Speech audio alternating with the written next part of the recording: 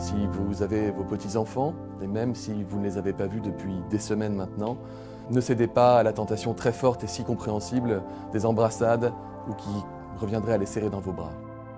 Pendant 2 ans, en plein cœur de la pandémie Covid, il a été l'homme à qui on demandait tout, quand on pouvait sortir, voir nos parents, vacciner nos enfants, respirer sans masque. Olivier Véran a quitté le ministère depuis le 20 mai 2022, mais il n'a pas quitté la santé.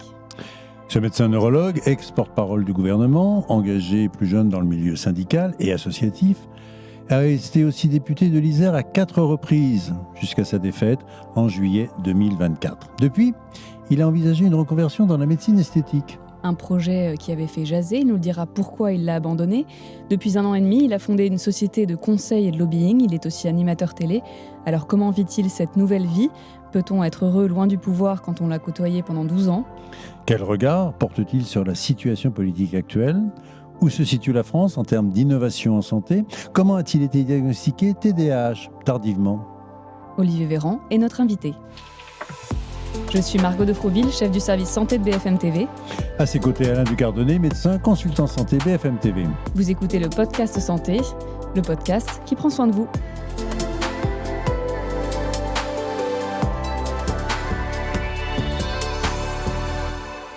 Olivier Véran, bonjour. Bonjour. Alors d'abord, quand on parle à un médecin, on lui demande « Comment allez-vous ?» Mais ça va très très bien.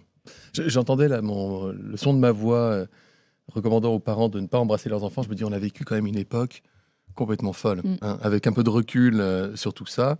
Non pas qu'on ferait les choses différemment, hein, mais je me dis quand même qu'on a traversé une crise. Et à chaque fois, c'est vrai que j'entends, alors je ne passe pas ma vie à me replonger dans le Covid, mais quand l'occasion m'en est donnée, je me dis, waouh, c'est vrai qu'à cette époque-là, on en était là quand même. Qu'est-ce qui a changé depuis que vous avez quitté le ministère de la Santé et la politique ? Pour moi, vous voulez Ouais. dire ? J'ai retrouvé de la sérénité. Vous disiez, est-ce qu'on arrive à être heureux loin du pouvoir ? La réponse est assurément oui. J'ai retrouvé de la discrétion aussi. J'ai monté une activité, je revois davantage mes enfants, mes amis, ma famille. J'ai repris le sport, des activités culturelles. Enfin, je retrouve une vie qui est plus conforme à celle que j'avais avant de tomber dans le grand bain de la politique. Justement, comment vous êtes tombé dans le bain de la politique ? Qu'est-ce qui a fait que vous avez fait de la politique un jour pour un neurologue, quand même, vous étiez au CHU de Grenoble. Ma petite doctrine qui m'accompagne depuis toujours, je l'ai empruntée à Pasteur, c'est le hasard favorise les esprits préparés. Vous étiez préparé ? En fait, depuis aussi loin que je remonte, quand j'étais gamin, j'étais conseiller municipal enfant, j'ai déchiré ma carte au bout de 3 mois, j'étais délégué de classe, après j'étais au conseil d'administration de la fac, du CHU, je me suis toujours impliqué dans les syndicats étudiants, j'ai toujours aimé pour ça. le pouvoir ou pour le Non, partage avec les autres ? non, c'est vraiment pas pour le pouvoir, pour le coup, c'est l'intérêt public. En fait, j'aime profondément les gens, ça c'est clair, à la base. Et puis j'aime parler, j'aime débattre, discuter. Je suis issu aussi d'une famille, on est quatre enfants, des opinions différentes. Je sais ce que c'est qu'un repas de famille enflammé. J'aime la rhétorique, j'aime parfois convaincre aussi. Donc c'est toutes ces choses-là. Et puis j'avais monté un service d'hôpital de jour au CHU de Grenoble. Et la députée de ma circonscription, Geneviève Fioraso, qui était candidate à sa réélection, était venue visiter le CHU, premier employeur de la circonscription. On lui a montré mon unité. Et là, je lui ai accroché le bras pour lui dire, je vous parle de l'hôpital, il faut que je vous parle des malades, etc. Et puis ça a accroché. Puis quelques jours plus tard, elle m'a proposé d'être son suppléant. Je n'avais jamais fait de politique, j'étais encarté nulle part. J'avais voté à droite, à gauche, au gré des têtes ou des moments. Et du coup, je me suis retrouvé à l'Assemblée nationale 1 mois plus tard. Donc je suis vraiment tombé dedans, mais c'était quelque chose qui partait de loin, finalement. C'était pas non plus un coup du sort ou un hasard absolu. Et donc vous aviez cette fibre, vous étiez habité par cette fibre Ouais. politique, vous l'avez perdue ? Alors, est-ce que je l'ai perdu ? D'abord, je n'aurais jamais envisagé de m'engager en politique sans croire en un projet et en une personne. Ce qui a été le cas longtemps, y compris ensuite avec Emmanuel Macron.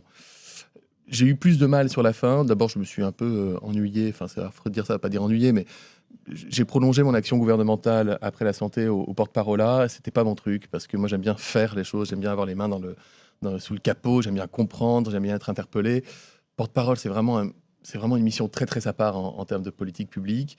J'avais fait mon temps au Parlement. J'ai fait 10 ans au Parlement. En y retournant, je me suis dit, je ne sais pas si j'arriverai à apporter quelque chose de nouveau. J'avais toujours dit d'ailleurs que moi j'étais contre le cumul des mandats dans la durée, et j'avais toujours dit en interview qu'un jour je retrouverais la vie civile et que c'était très bien. Et aucun journaliste me croyait en disant mais vous êtes une bête politique, vous avez ça. Non, non, croyez-moi, mon plan de carrière, il se construit pas en allant de mandat en mandat. Et puis il y a Macron qui a dissous, j'étais très en colère, je voulais pas y retourner. Puis j'y suis retourné parce qu'on m'a dit si tu t'en vas maintenant, ça donne l'impression que tu fuis. Je savais que j'allais perdre, j'avais écrit au président, je vais perdre 42-41 en triangulaire au deuxième tour. Un mois plus tard, je perds 42-41 en triangulaire. Et du coup, le lendemain, je me retrouve libéré de mes obligations politiques. Je prends mes enfants sous le bras, on était au début de l'été, je pars chez mes parents en vacances quelques semaines, je monte ma boîte et j'ai tourné la page. Et ça m'a permis de faire aussi un peu le point sur tout ce que j'avais pu aussi traverser à titre personnel, parce que la crise Covid était facile pour personne. Mais à titre perso, on ne peut pas se plaindre quand on est en fonction, donc on continue d'avancer, on encaisse. Et à un moment donné, c'est bien aussi de tourner cette page-là proprement et de faire un petit travail sur soi-même. Il n'y a pas eu de peur du vide du tout? Ah non. Non, mais moi j'en avais. Quand je quitte le gouvernement, j'en avais objectivement marre de l'action gouvernementale, en tout cas de la mienne. J'avais pas forcément envie de rester au Parlement, donc j'étais assez ambivalent par rapport à ça. Moi, je suis un peu comme les chats, j'ai envie d'avoir cette vie, enfin, comme beaucoup de gens, beaucoup de Français aujourd'hui, quand ils démarrent une carrière, ils envisagent souvent pas de poursuivre la même carrière pendant des décennies. Donc moi, j'ai envie d'avoir plein de pages différentes dans ma vie. J'ai été aide-soignant en EHPAD, j'ai été médecin neurologue, j'ai été député, j'ai été ministre, aujourd'hui je suis chef d'entreprise. Et en fait, chaque séquence de vie me correspond parce que ça correspond à un choix que je fais. Et donc voilà, ma vie n'est pas terminée, loin s'en faut, j'ai 45 ans. Vous avez quand même eu envie de revenir un peu sur la médecine, parce que médecine esthétique certes, mais pourquoi d'ailleurs ce choix de médecine Non, esthétique? ouais, alors je pense que ça a pris une place dans ma vie, en tout cas dans la vie qu'on me prête, qui est trop importante par rapport à ce que c'est pour moi, mais j'ai mis du temps à le comprendre. Quand je quitte le gouvernement, je retourne au Parlement. Avant d'être ministre, j'ai exercé la neurologie à temps très partiel au CHU de Grenoble, en plus de mes fonctions de député. Et là, je me suis dit, est-ce que je suis prêt à reprendre la neuro tout de suite? Non, pour plusieurs raisons. D'abord, c'est une spécialité qui est compliquée, qui nécessite de se replonger un peu dans les livres. Ensuite, parce que, en fait, un phénomène psychologique tout bête, mais en fait, ça faisait des années que je prenais la douleur des gens, la peur des gens, la détresse des gens. Et à un moment donné, je me suis dit, je ne suis pas sûr, là, au moment où je suis, j'étais quand même assez fragile en quittant le gouvernement, je me suis dit, je ne suis pas sûr d'arriver à encaisser ça. Et par ailleurs, le Conseil de l'Ordre m'a fait savoir que je ne pourrais pas exercer la neurologie sans recertifier mes connaissances au préalable, ce que j'ai fait d'ailleurs depuis. Et donc, pourquoi la médecine esthétique? En fait, c'était pas pour exercer et c'est là qu'il y a une confusion. J'ai pas voulu être médecin esthétique. J'ai voulu faire du conseil médical pour un groupe avec des restructurations de blocs opératoires. Et donc, pour arriver à mener cette mission à bien, je me suis dit, autant me former pour savoir de quoi je parle. Donc, j'ai suivi 2 mois de formation. Je suis même pas allé au bout d'ailleurs. Mais ça avait fait une espèce de buzz, parce le Canard enchaîné, Mediapart ont écrit que j'étais devenu chirurgien esthétique, et donc c'est que c'était vrai. Et donc voilà, c'est le shitstorm par excellence. Je me suis pas rendu compte que ça allait provoquer. Avec toute l'image que ça. Ouais, mais ça véhicule. parce que pour moi, en fait, ma vie me réappartenait. Je quittais les fonctions publiques, et en fait, j'ai mal jugé ça. Et je l'ai compris en fait quand ce sont des proches à moi, pas les gens sur Twitter, mais quand ce sont des proches de moi qui m'ont dit on comprend pas ce que tu fais. Et là, j'ai dit bon, alors j'ai dû faire une connerie. Et effectivement, je me suis dit que à ce moment-là, j'ai réalisé que j'avais une part de responsabilité au-delà des fonctions que j'avais pu occuper vis-à-vis de l'opinion publique. Et donc voilà, je le regrette, je le dis très volontiers. Donc je n'ai jamais j'ai jamais vu de patient en médecine ou en chirurgie esthétique. Et non, je me suis formé, j'aurais pu, mais je suis pas allé au bout, et j'ai pas repris la neuro non plus, parce qu'il a fallu 7 mois pour que le Conseil de l'Ordre ait la gentillesse de considérer que j'étais toujours médecin neurologue. Je suis passé devant un jury, c'était quand même assez un exercice personnel compliqué. Et puis entre-temps, j'avais monté ma boîte sur Paris, donc voilà. Donc je ne sais pas de quoi demain sera fait, mais aujourd'hui, je suis encore une fois très heureux, très équilibré dans tous les pans de ma vie personnelle et professionnelle. Vous avez dit j'étais fragile quand j'ai quitté le gouvernement. Il y a quand même eu un moment un peu de down. D'abord de fatigue, en fait, la fatigue accumulée. Là, on discutait des photos avant, après la crise, on a l'impression qu'il s'est passé 20 ans. Et puis, c'est dur la politique. C'est un milieu qui c'est pas un milieu très bienveillant, hein. Et quand vous êtes porte-parole, les médias ne sont pas bienveillants avec vous, hein. Vous savez, vous répondez à la logique des bandeaux, des chaînes info. Enfin, pardon, je dis ça, c'est un podcast BFM. Enfin, il y en a un qui écrit que vous avez dit ça, tout le monde va dire que vous avez dit ça, puis même si vous l'avez pas dit, c'est fini, puis ça vous colle au basque. Et donc, tout ça est très compliqué. Puis l'image, moi, j'ai jamais enfin, je ne vais pas dire que j'ai mal vécu la notoriété, elle était nécessaire à un moment donné, mais le rêve dans ma vie, c'est pas non plus d'être interpellé en permanence. Donc, retrouver une forme de liberté, retrouver une forme de vie personnelle et professionnelle plus équilibrée, plus saine aussi, ça prend un peu de temps, c'est normal. Vous parliez du rythme de la politique. On vous avait posé la question de votre routine du matin quand vous étiez ministre. C'était le 18 mai 2021 sur Twitch. Écoutez. Ma routine du matin, Ouais. c'est de faire 2 cafés, d'allumer mon téléphone portable, de me poser dans le canapé, de mettre de la musique. J'ai une super enceinte et j'écoute de la musique dès que je peux. Et ensuite dire merde, j'ai plus que 10 minutes avant d'y aller et foncer sous la douche. C'est quelle heure? Bah ça dépend. Ça peut être 7h, ça peut être 6h, ça peut être 8h. Et aujourd'hui? Bah aujourd'hui, je dors toujours aussi mal. Donc en fait, mon sommeil, je l'ai bousillé en 3 temps. Les gardes de nuit, les enfants et le Covid. Donc je dors trop peu. Voilà. Donc je me lève en général très tôt. Et en même temps, c'est ambivalent parce que les fois où je me lève un peu plus tard, je râle parce que je pense que la matinée va être trop courte. Donc j'ai Vous eu pouvez toute être une un petit séquence. dormeur physiologique aussi. Il y a des Ouais, petits dormeurs. oui, je suis un petit dormeur physiologique, heureusement. Mais c'est vrai que j'ai eu toute une période en quittant la politique pendant 8 mois. Me demandez pas pourquoi, j'avais une marotte, c'était je faisais 1 heure de vélo d'appartement avec une application pour réapprendre l'anglais. Parce que j'avais perdu la pratique de l'anglais avec la politique. Et donc pendant 8 mois, je faisais ça à 5h, 6h du matin. Des fois, ça m'arrive d'envoyer des mails de boulot à 6h du mat. Je me dis, bon, j'espère que les gens vont croire que je leur écris depuis l'étranger, que je suis pas à 6h derrière mon ordinateur. Je suis plutôt un petit dormeur. Alors justement, vous avez donc en août 2024 créé votre société, qui est une société de conseil et de lobbying. Alors c'est un terme un petit peu générique. Vous faites quoi dans cette société en fait? Vous Ouais, conseillez qui et quoi? je fais surtout du conseil conseil de stratégie, destiné plutôt à des petites entreprises françaises, des startups qui font de l'innovation dans la tech en santé.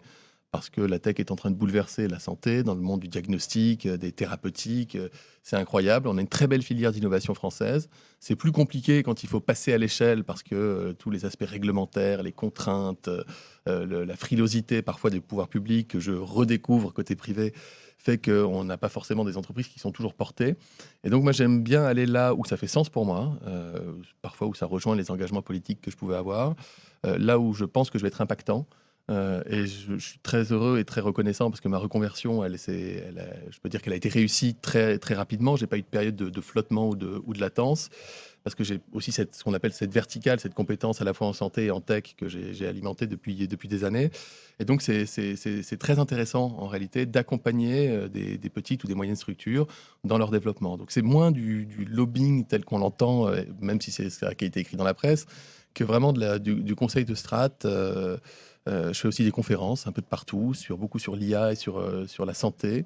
Je fais un peu d'investissement aussi maintenant dans des petites entreprises. Je suis très sollicité, donc j'essaye de répondre à tout le monde. Parfois ça prend un peu de temps, mais voilà, donc les journées sont bien pleines. Vous êtes seul? Je suis seul, oui, mais il m'arrive de m'entourer ou de partenaires en freelance ou de salariés dans le cadre de mon activité. Et quand vous dites contrainte administrative française, ça vous arrive d'appeler vos copains politiques pour dire Alors, non, parce que j'ai pas envie d'être le gars qui hante les couloirs de ces anciens ministères. C'est pas comme ça que ça fonctionne. Par contre, sensibiliser dans des interventions publiques, par exemple, sur telle ou telle contrainte. Par exemple, là, il y a mon cheval de bataille que je trouve complètement délirant. C'est tout ce qui est data, donc données de santé. Les hôpitaux qui voudraient pouvoir se structurer pour mieux gérer les données de santé et pourquoi pas en faire commerce dans des conditions anonymisées, éthiques, etc., hyper sécurisées. Le règlement européen dit qu'ils ne peuvent pas facturer au-delà du coût marginal de traitement des données. Ça veut dire qu'en gros, vous demandez à un hôpital, pour faire progresser la science, de perdre de l'argent. C'est débile, aucun argent public n'est en jeu. On est dans une contrainte absolue qui fait que les entreprises françaises lèvent parfois de l'argent en France pour acheter des données de santé aux États-Unis, où alors là, les conditions éthiques, on ne se pose plus la question, alors qu'on a un joyau en France et en Europe qu'on n'exploite pas. Donc là, dans ces cas-là, par exemple, dans ce cas précis, j'en discute autour de moi. Je ne vais pas prendre le téléphone pour appeler un tel ou un tel, mais il se trouve que j'ai encore beaucoup d'espaces d'intervention où peuvent être des représentants publics ou privés. Et là, je n'hésite pas à le dire. Je trouve ça débile.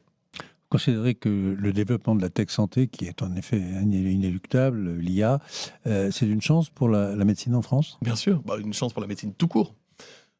Un cerveau humain, il est capable de brasser quelques dizaines de données cliniques, biologiques et d'imagerie, et puis il va faire le meilleur diagnostic possible en fonction de ses connaissances, puis il va choisir le traitement probabiliste qui lui paraît le plus adapté pour son patient, mais avec assez peu d'informations. L'IA, elle va brasser des milliers, des dizaines de milliers d'indicateurs. Elle va même aller trouver des indicateurs qu'on n'avait pas encore découverts pour affiner un diagnostic. Et elle va donner des éléments beaucoup plus précis pour prescrire tel traitement à tel patient en tenant compte de la capacité du patient à bien réagir. Donc on renforce ce pan de la médecine. On améliore, ça c'est un point qui est important à mes yeux, on améliore le niveau de connaissance des usagers dans leur santé, parce que de plus en plus, les patients vont voir leur médecin, ils sont allés sur un langage type ChatGPT en disant « moi, je pense que j'ai ça parce que j'ai lu ça ». Donc, ça réduit l'asymétrie de connaissances entre celui qui soigne et celui qui est malade. Et donc, ça fait monter aussi tout le monde en compétences. Ça, plus toutes les technologies qui permettent de mieux soigner, mieux opérer, etc. Là, il y a Je suis ChatGPT très Santé, technophile, ouais. il y a ChatGPT Santé qui vient de sortir. Sur le plan de la protection des données de santé, ça vous paraît pas un peu dangereux? Alors, il y a plein de problèmes avec l'IA encore à régler, mais je pense que ces problèmes-là seront réglés d'ici 6 à 12 mois. Les hallucinations, c'est-à-dire les fausses références, il y a encore 3% d'erreurs critiques dans les diagnostics qui peuvent être donnés par les outils généralistes comme ChatGPT. 3%, c'est beaucoup, hein. 3% d'erreurs critiques, c'est pas la petite erreur. On peut se tromper de x10 dans une posologie de médicaments, donc c'est pas utilisé chez soi comme patient, hein. Ça veut pas dire que, ce que j'ai dit tout à l'heure sur le meilleur niveau de connaissance, veut pas dire que ça remplace son médecin, surtout pas. Il y a surtout des biais de recrutement. Par exemple, peu de gens le disent, mais les femmes sont sous-représentées dans les protocoles d'études cliniques en France et en Europe, parce que quand une femme est en âge de procréer, il y a plein de médicaments qu'on ne va pas tester sur elle, et donc il y a une sous-représentation de 25% des femmes dans les bases de données, à partir desquelles les algorithmes IA sont développés. Or, un algorithme, il amplifie les biais. Donc il va encore plus minorer les spécificités des femmes dans tous les dispositifs médicaux. Donc ça veut dire qu'il faut ça en tenir compte. Mais aujourd'hui, la prise de conscience est là, donc on progresse de ce point de vue-là. Tout ce qui est fracture numérique aussi, mais là aussi, on a enregistré des progrès. Donc il y a encore des difficultés, mais d'ici quelques mois, je pense qu'on aura un outil qui sera beaucoup plus affiné. Et de toute façon, les professionnels s'en emparent aussi, puis ils n'ont pas le choix, parce que, je suis désolé, dans l'imagerie, dans la biologie, dans la napath, aujourd'hui, chacun peut comprendre qu'une IA est capable d'aller choper une toute petite tache de couleur dans une grande image, un peu plus précisément que les yeux humains. Vous vous en servez, vous, Oui, de l'IA au beaucoup, quotidien? Pour faire quoi? beaucoup, pour tout. Alors, j'écris pas mes textes avec l'IA, parce que en fait, au début, je regardais ça, je me disais c'est super, ça va me remplacer sur plein de choses. Aujourd'hui, je m'ennuie. D'ailleurs, je pense qu'il y a des gens qui vont commencer à en avoir marre. D'abord, des fois, je m'engueule avec mon IA, parce que des fois, elle répond pas comme je veux. Et puis, à la fin, il n'y a pas ce petit sel intellectuel, ce petit truc qui pimente un peu l'exercice, qui fait que moi, j'aime bien le travail que je fais aujourd'hui. Donc, j'utilise peu dans le cadre de mes missions. Par contre, que ce soit comme patient, comme médecin, oui, ou pour des recettes de cuisine, oui, j'ai fait un super guacamole hier soir, merci ChatGPT. Si on parle du système de santé aujourd'hui, il y a quand même eu des évolutions incontestables sur le plan de la recherche, sur le plan du soin, mais il y a aussi des soignants. Et les soignants, est-ce que vous pensez qu'on les a pas un peu oubliés? Alors, les soignants, En termes moi, d'épuisement, je risque pas de les oublier parce qu'ils ont été aux premières loges pendant le Covid, et puis c'est ma famille. J'en parle que d'une famille. Moi, je suis très fier d'avoir pu porter le Ségur de la santé. Et quand vous posez la question aujourd'hui à des directeurs d'hôpitaux ou à des médecins, ils vous disent qu'ils ont quand même moins de mal à recruter des infirmières ou des aides-soignantes qu'auparavant, parce que le niveau de salaire a augmenté. Mais en fait, on a juste rattrapé 10 ans de retard. Puis là, j'ai un petit peu peur qu'on recommence à prendre du retard, à boucher un peu les trucs, et puis dans 10 ans, on se retrouvera à devoir à nouveau sortir 10 milliards par an pour rattraper le retard. Donc ce qu'il faudrait, c'est qu'on ait une politique un peu plus tournée vers l'avant en matière de revenus. Ensuite, en termes d'organisation, on manquait cruellement, et on en manque encore, de médecins. Et donc vous avez des unités qui ferment faute de médecins, des cabinets libéraux qui sont saturés faute de médecins. Quand j'ai fait médecine, on était 3500 par an en 98. France entière. Là, il y a plus de 12 000 étudiants qui sont en cours de formation. Donc, il faut encore un peu de patience parce qu'ils arrivent, ces nouveaux médecins, C'est en quelle nombre plus échéance, en important. gros?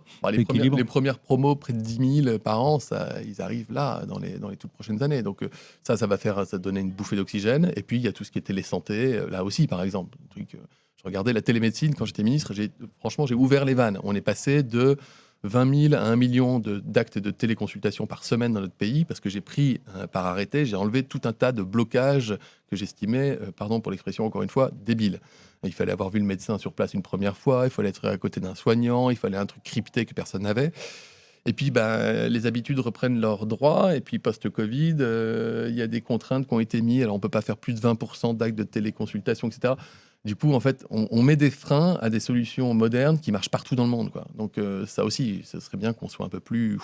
Il y a des choses, là, vous félicitez de quelque chose. Est-ce qu'il y a des choses que vous regrettez ou Il y a nécessairement plein de choses. D'abord, d'avoir manqué de temps. 2 ans, c'est court. Et puis, 2 ans embolisés par la crise Covid. Mais néanmoins, pendant ces 2 ans, en même temps que je gérais le Covid, il y a eu le Ségur, qui était quand même pas neutre, la contraception gratuite pour les moins de 25 ans, le plan endométriose, le cannabis thérapeutique. Enfin, il y a pas mal de choses qui ont pu être faites, mais j'aurais eu plus de temps, j'aurais volontiers engagé une réforme structurelle plus profonde pour aller encore plus vers la coopération entre professionnels, faire monter en compétences. Moi, je me suis battu pour qu'on autorise l'accès direct aux kinés, par exemple, aux orthophonistes, pour qu'on forme plus d'infirmières de pratique avancée, parce qu'on était l'un des derniers pays au monde à ne quasiment pas avoir de diplôme entre le bac plus 3 et le bac plus 12 en santé. Je grossis le trait, mais on n'est pas très loin de ça. Donc, et puis, pour pousser la validation des acquis et de l'expérience, qu'on appelle la VAE, il n'est pas normal, quand vous avez une super aide-soignante dans un service qui est là depuis 15 ans et qui vous dit « moi j'aimerais bien devenir infirmière », on fait comme si elle avait jamais bossé, on la renvoie sur les bancs de l'école pendant 3 ans. Alors qu'en fait, il faut plutôt la prendre pour la former sur le tas, lui apprendre ses compétences nouvelles. Vous voyez, on a un système qui est hyper structuré en silo, qui est très corporatiste, avec des grandes séparations entre les médecins d'un côté, les paramédicaux de l'autre. Tout le monde a un peu peur qu'on lui pique une partie de son activité. Et en même temps, tout le monde dit « je déborde d'activité, je ne sais pas comment m'en sortir ». Donc, d'autres pays autour de nous arrivent aujourd'hui à transformer leur système d'offre de soins sans avoir nécessairement plus de médecins. Prenez l'Espagne, par exemple. Il y a des régions entières maintenant qui financent à la population et qui disent aux professionnels « organisez-vous comme vous voulez, nous on vous donne ce budget-là ». Et bizarrement, il y a plus de coopération entre professionnels. Donc, il y a des freins côté pouvoir public, évidemment. Il y a aussi un peu de freins conceptuels et toujours un peu de crainte. Vous savez, en santé, un mot, c'est une crise. Donc, on marche toujours sur des œufs quand on veut réformer. Justement, en parlant de crise, je veux juste qu'on revienne un petit peu sur le Covid. Sur la Covid, puisque c'est féminin. Est-ce que vous pensez qu'on a tiré des leçons? Parce que vous avez été chahuté sur un certain nombre de points. Est-ce que vous pensez aujourd'hui, si une nouvelle crise sanitaire survient, on a vraiment tiré les leçons et on a tout de près? Alors, 98% des matières premières indispensables pour fabriquer des médicaments d'intérêt majeur, des médicaments vitaux, viennent d'Asie. Bon, je peux arrêter là ma réponse. C'est-à-dire qu'on peut construire des usines qui fabriquent du paracétamol, c'est formidable. Ça va pas tout soigner. Non, le problème c'est qu'on a une dépendance absolue. La dépendance que le monde entier avait vis-à-vis de la Chine sur la fabrication de masques et que tout le monde a percuté de plein fouet pendant la crise, on l'a aussi sur des tonnes de produits de santé. Et puis regardez, on parle beaucoup de l'IA, des algorithmes, des logiciels de prescription, des outils numériques. Aujourd'hui, l'hébergeur de tout ça, c'est un hébergeur américain qui a beau nous dire, et en sincérité, vous inquiétez pas, on est là, mais si Trump demain décide de dire on coupe les vannes, il se passe quoi? Donc non, on est extrêmement fragile, hein, en fait, de par la dépendance. Mais c'est pas le cas de la France, c'est le cas de tout le monde. Tout le monde est totalement dépendant d'une partie du globe pour une partie indispensable du système de soins. Donc ça, c'est le premier point. Et donc, il faut énormément d'années. Vous imaginez bien, si on veut recommencer à fabriquer des médicaments avec une filière de A à Z en Europe, d'abord, c'est des sites Céveso. Tout le monde veut des médicaments fabriqués chez soi, mais pas d'usine à côté de chez soi. Ensuite, on ne maîtrise pas la filière des matières premières, etc. Et puis ensuite, si vous m'interrogez sur le savoir-faire qui a été accumulé pendant la crise, oui, ce savoir-faire, il est aujourd'hui consolidé. Vous avez beaucoup de gens qui ont changé leur façon de travailler, qui ont appris à travailler davantage ensemble. Il reste de la mémoire de ça. Il ne faut pas la perdre, parce que des crises sanitaires, on en aura. Je ne sais pas si c'est dans 10, dans 20, dans 50 ou dans 100 ans, mais on aura à nouveau un virus inconnu qui vient d'une partie du globe et qui nous contraindra à prendre des mesures d'éloignement type confinement ou autre, parce que ça, personne n'a inventé d'autres moyens d'éloigner les gens des uns des autres que de les forcer à s'éloigner.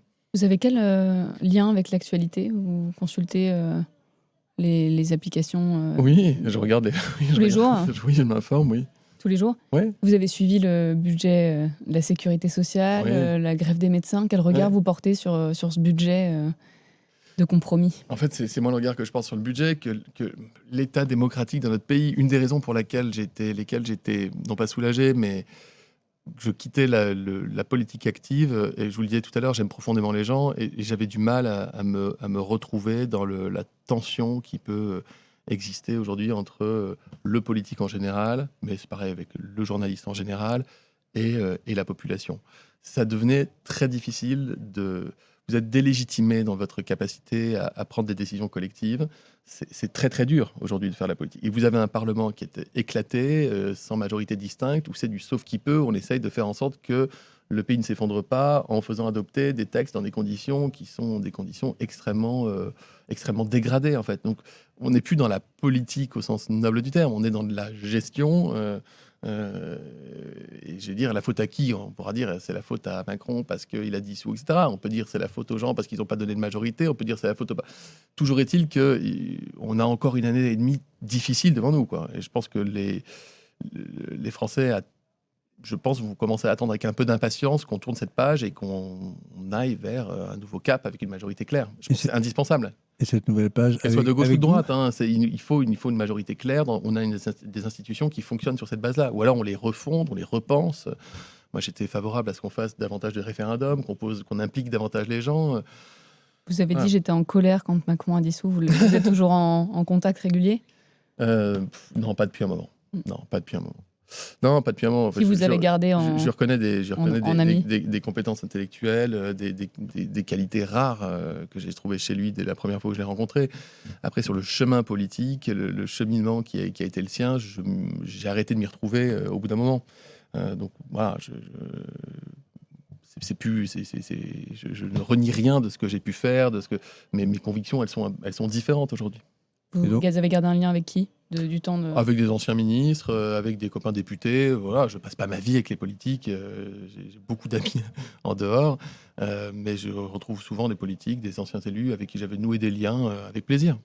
Donc beaucoup d'échéances qui viennent. On vous y retrouve ou pas Vous alors? ne me verrez pas sur une affiche, c'est votre question. Par contre, peut-être vous me verrez en collet si la démocratie est en danger. Bah, comme beaucoup de Français, j'ai la trouille de ce qui peut se passer dans un an. Évidemment, je vois le poids des extrêmes, je vois les tensions, je vois des gens autour de moi qui ne veulent pas de la victoire d'une extrême ou de l'autre, mais qui sont déjà en train de post-rationaliser les raisons pour lesquelles on en sera arrivé là, alors que je pense que le moment, il est plutôt de se battre, en fait, pour la démocratie, de se battre pour ces idées, de dire, en fait, n'ayons pas peur. Enfin, la peur a presque changé de camp. Il y a une époque où voter extrême droite, c'était honteux, et aujourd'hui, quand on dit, je considère que l'extrême droite, c'est l'extrême droite, et que c'est potentiellement dangereux pour la vie démocratique, on vous regarde, moi je l'ai subi, même dans mon propre camp, quand j'étais porte-parole, que j'ai fait la tournée des villes et rennes pour aller démasquer un peu ce qui s'y passait, à Fréjus ou ailleurs, d'ailleurs les événements m'ont donné plutôt raison derrière, j'étais ringardisé. Non, en fait, il faut mener cette bataille. Il faut mener cette bataille. C'est pas perdu, il faut donner de l'espoir aux gens, mais il faut pas leur mentir non plus. On n'aura pas les Français à coup de « vous inquiétez pas, le grand changement arrive, on va tout... » Non, c'est à un moment donné de se dire, moi si je dois avoir un peu de recul sur l'action politique et ce que j'ai ressenti à l'époque, je pense qu'on souffre d'une forme de paternalisme en politique. C'est-à-dire qu'on explique trop aux gens, il n'y a pas le choix, c'est comme ça qu'on doit faire, et vous n'êtes pas responsable si vous n'êtes pas d'accord avec nous. Et du coup, qu'est-ce qui se passe de l'autre côté? Les gens sont de plus en plus en lutte contre le politique. Et ça prend des proportions dingues. Et donc, on n'arrive plus à s'entendre et à se parler, même sur des choses qui sont arithmétiques. Donc, il faut arriver à trouver, à craquer quelque chose, un chemin. Et je pense que ça va vers un renouvellement institutionnel majeur. Quand on vous entend parler politique, on a du mal à croire que vous... Mais j'adore ça, la politique, mais Ouais. c'est pas le problème. Mais attendez, on peut La fibre adorer... est encore là. On peut adorer la politique Ouais. et considérer que l'heure n'est pas venue d'occuper un mandat. Évidemment, je m'allume quand on me parle de politique. J'adore ça, j'ai toujours aimé ça. Et sans doute que j'en referai un jour. Je ne suis pas en train de vous annoncer un comeback, pas du tout. Je n'ai pas de plan de carrière de ce point de vue-là. Mais je sais que j'ai ça dans le sang. Donc si un jour l'occasion m'en est donnée, quel que soit le rôle qui me sera proposé ou que j'irai chercher moi-même, j'y retournerai volontiers. Mais j'ai un rapport sain avec la politique. Je n'ai pas de dépendance financière vis-à-vis de la politique. Je ne l'ai jamais eu. J'ai toujours eu un métier. Je suis médecin, aujourd'hui chef d'entreprise. Donc je ne dépends pas de ça. Je ne recherche pas cette espèce de lumière ou ce pouvoir, moi qui ne m'a jamais excité en tant que tel dans mon bureau le soir en me disant « Ah, c'est pas ça en fait. C'est pas ça qui rend le plus heureux dans la vie. » Par contre, ça peut me rendre heureux de m'engager d'une certaine manière au service du public. Aujourd'hui, je le fais avec des associations. Demain, je le ferai peut-être avec un mandat, on verra. Vous avez évoqué un renouvellement institutionnel majeur. Ouais. C'est quoi? Et impliquer davantage les gens, d'une manière ou d'une autre. Impliquer les gens. C'est-à-dire qu'il faut pas arriver avec des solutions toutes faites à un problème qu'on pose sur la table en disant le problème est grave, voilà la solution, on n'a pas le choix. Ça, on l'a trop fait. On fait des grands débats? Réforme des retraites et compagnie, c'est exactement ce qu'on Les a débats, c'est référendum. Non, pas forcément le grand débat, même si c'est intéressant en fait. Mais le grand débat, le problème, c'est qu'on n'a pas donné suffisamment suite à ce qui avait été dit. Les cahiers de doléances. Ouais, mais après... Les référendums. Non, moi je regarde, oui, référendum. Après, je regardais le système suisse où ils ont des votes assez réguliers. Le problème, c'est qu'en général, ceux qui mettent le plus d'argent remportent l'élection. Donc, il ne faut pas non plus qu'on tourne à un truc qui serait financé.